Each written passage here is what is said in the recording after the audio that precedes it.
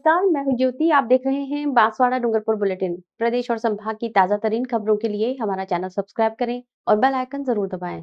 चलिए खबरों का सिलसिला शुरू करने से पहले नजर डालते हैं अब तक के टॉप हेडलाइंस पर।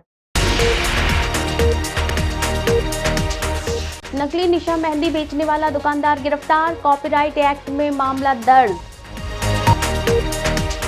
ट्रक ने जीप को पीछे से मारी टक्कर, सरपंच की मौत, पत्नी गंभीर घायल। दानपुर पुलिस को बड़ी सफलता, सूने मकान में चोरी करने वाला आरोपी गिरफ्तार, 2 लाख के जेवरात बरामद। ईडी की कार्रवाई के विरोध में कांग्रेस का धरना प्रदर्शन, इनकम टैक्स ऑफिस के बाहर केंद्र सरकार पर जमकर बरसे नेता। डूंगरपुर जिले की बनकोड़ा ग्राम पंचायत के सरपंच जैकी मीणा की बुधवार देर रात एक सड़क हादसे में दर्दनाक मौत हो गई। हादसा चित्तौड़गढ़ जिले के भादसोड़ा थाना क्षेत्र में 6 लेन हाईवे पर हुआ, जब पीछे से आ रहे एक तेज रफ्तार ट्रक ने उनकी जीप को जोरदार टक्कर मार दी। इस टक्कर में सरपंच की पत्नी भावना और 2 साल का बच्चा लेखित गंभीर रूप से घायल हो गए हैं।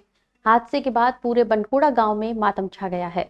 जानकारी के अनुसार सरपंच जैकी मीणा मंगलवार शाम को अपनी पत्नी भावना, बहन तारा और भांजे निहाल के साथ बनकोड़ा से टैक्सी के जरिए जयपुर के लिए रवाना हुए थे। जैकी अपने भांजे निहाल का जयपुर में कोचिंग संस्थान में एडमिशन करवाने गए थे।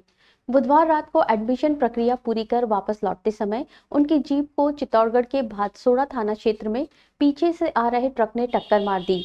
टक्कर इतनी जबरदस्त थी कि जीप के परखच्चे उड़ गए। हादसे में जैकी मीणा, उनकी पत्नी भावना और 2 साल का बेटा लेखित गंभीर रूप से घायल हो गए। घायलों को तत्काल चित्तौड़गढ़ जिला अस्पताल ले जाया गया, जहां डॉक्टरों ने जैकी मीणा को मृत घोषित कर दिया। भावना और लेखित को प्राथमिक उपचार के बाद गंभीर अवस्था में उदयपुर रेफर किया गया है। हादसे में टैक्सी ड्राइवर दिनेश भोई और सरपंच की बहन तारा भी घायल हुए हैं। दोनों का इलाज चित्तौड़गढ़ अस्पताल में जारी है। खबर जैसे ही बनकोड़ा गांव पहुंची, पूरे गांव में कोहराम मच गया। ग्रामीणों और परिजनों का रो रो कर बुरा हाल है। घटना की सूचना मिलते ही जैकी के रिश्तेदार, दोस्त और समर्थक बड़ी संख्या में चित्तौड़गढ़ के लिए रवाना हो गए। पुलिस ने मामला दर्ज कर लिया है और ट्रक चालक की तलाश जारी है। फिलहाल पूरे क्षेत्र में शोक की लहर है।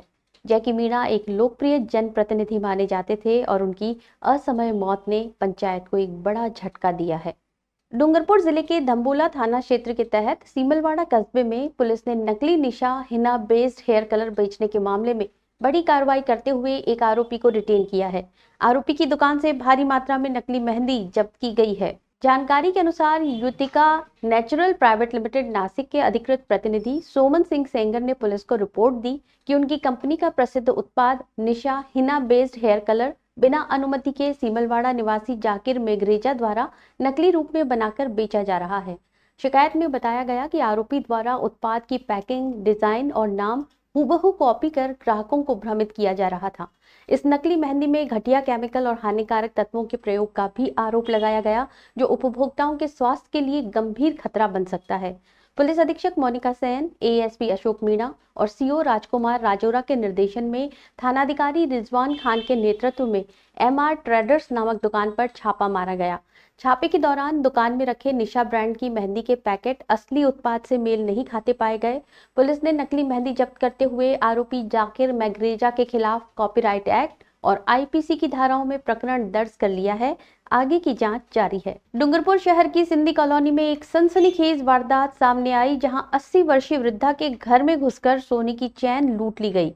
लेकिन पुलिस की तत्परता और जिले भर में की गई त्वरित नाकेबंदी के चलते दोनों बदमाश कुछ ही घंटों में धर दबोचे गए। पीड़िता कंकुबाई वसीटा दांतों का इलाज कराकर जब घर लौटी तो एक बदमाश ने उनका पीछा करते हुए घर में घुसकर उन्हें धक्का दिया और करीब 2.5 तोले की सोने की चैन छीनकर भाग गया।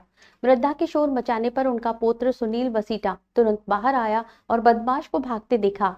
बदमाश पहले से स्कूटी पर खड़े अपने साथी के साथ फरार हो गए। सूचना मिलते ही कोतवाली थाना पुलिस मौके पर पहुंची और चश्मदीदों के बताए हुलिये के आधार पर तत्काल जिले भर में नाकाबंदी कराई गई। बदमाशों ने शहर से भागने के लिए अंदरूनी रास्तों से बिछीवाड़ा की ओर रुख किया, लेकिन वहां पहले से सतर्क बैठी बिछीवाड़ा थाना पुलिस की नजर उन पर पड़ गई। पुलिस ने पीछा कर दोनों को दबोच लिया और लूटी गई चैन भी उनके पास से बरामद कर ली। फिलहाल दोनों बदमाशों को बिछीवाड़ा थाने लाया गया, जहां उनसे पूछताछ जारी है। वहीं कोतवाली पुलिस भी मौके पर पहुंचकर औपचारिक गिरफ्तारी की प्रक्रिया पूरी कर रही है। जल्द ही दोनों आरोपियों को डूंगरपुर लाकर कोर्ट में पेश किया जाएगा। इनके दांतों में 3-4 दिन से दर्द था, तो ये गए थे डॉक्टर कुरैशी के वहाँ दाढ़ निकलवा के घर आए। घर आके अंदर घुसे ही थे और हम दुकान में 2 भाई काम कर रहे थे, हमको कुछ पता ही नहीं, और 2 जने लड़के आए स्कूटी लेके और घर के अंदर घुसा, इनके धक्का देके उनके गले से चेन छीन के चले गए और उनके गले पे नाखून के थोड़े निशान हुए और भाग गए। हमारे किसी के हाथ आए नहीं, हमने देखे ही नहीं। उनके जाने के बाद हमको पता लगा। लड़का जब चेन लेके दौड़ के जा रहा था तो उसके हाथ में मेरे बड़े भाई ने चेन देखी कि चेन, बाकी हम दुकान में थे, कुछ पता ही नहीं कि कौन थे।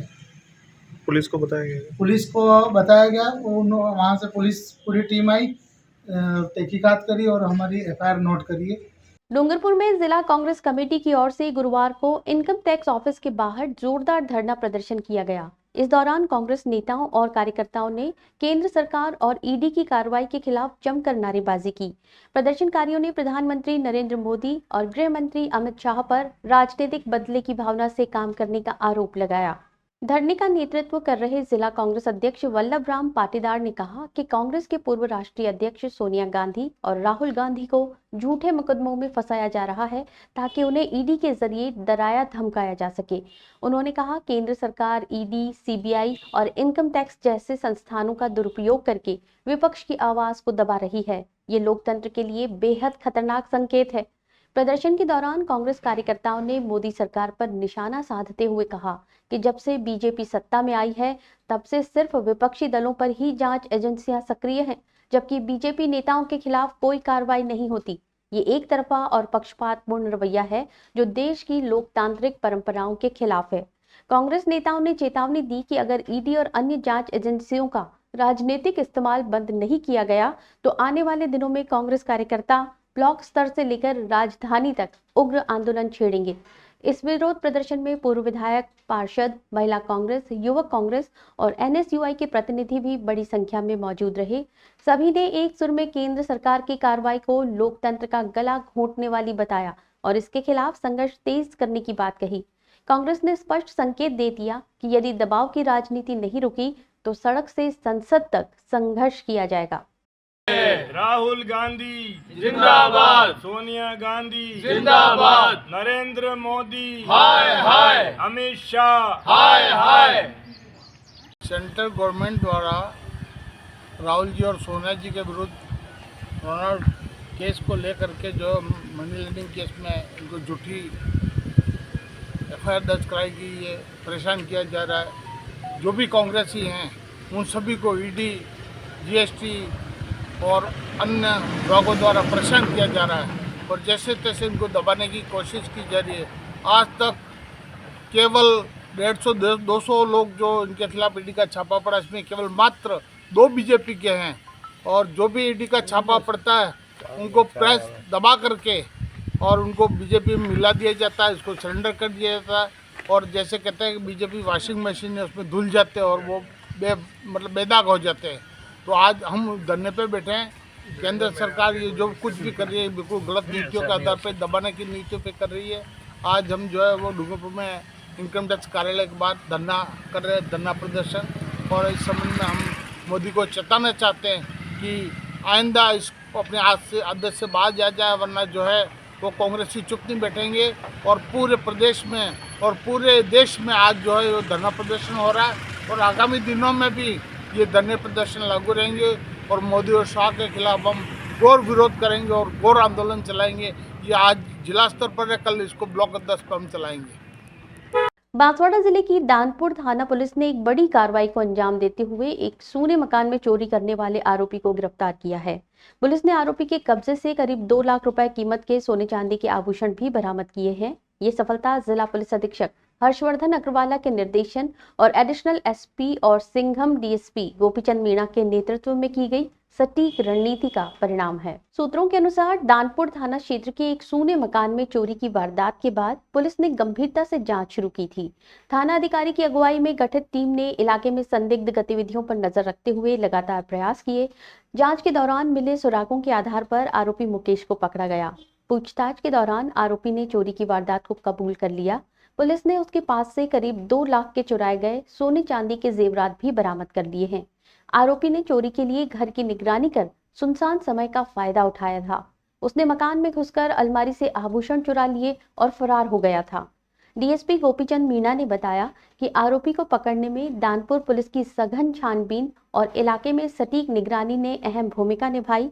हमने गुप्त सूचना के आधार पर त्वरित कार्रवाई करते हुए आरोपी को धर दबोचा। थाना अधिकारी ने बताया कि आरोपी के खिलाफ संबंधित धाराओं में मुकदमा दर्ज कर आगे की कानूनी कार्रवाई शुरू कर दी गई है।